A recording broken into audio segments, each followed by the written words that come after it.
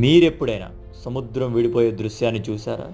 దక్షిణ కొరియాలోని జిందో అనే ద్వీపంలో సంవత్సరానికి ఒక్కసారి సముద్రం వెనక్కి వెళ్ళి సుమారు 3 కిలోమీటర్ పొడవున నడకదారి కనిపిస్తుంది. ఈ అద్భుతాన్ని కొరియన్ మేసీ మిరాకిల్ అని కూడా పిలుస్తారు. ఇది ఎలా జరుగుతుంది? ఇది సహజంగా జరిగే జలశక్తుల ప్రభావం.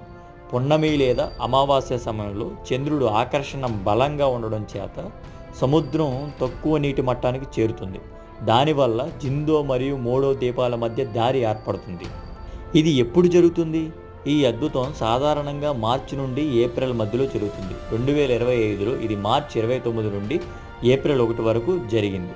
ప్రజలు పండగలా జరుపుకుంటారు. నృత్యాలు, ఆహారం, సంప్రదాయాలు అన్నీ ఒకే చోట ఇక్కడ జరుగుతూ ఉంటాయి. ఇది మానవ చరిత్ర కాదు, ఇది ప్రకృతి రాసిన కథ.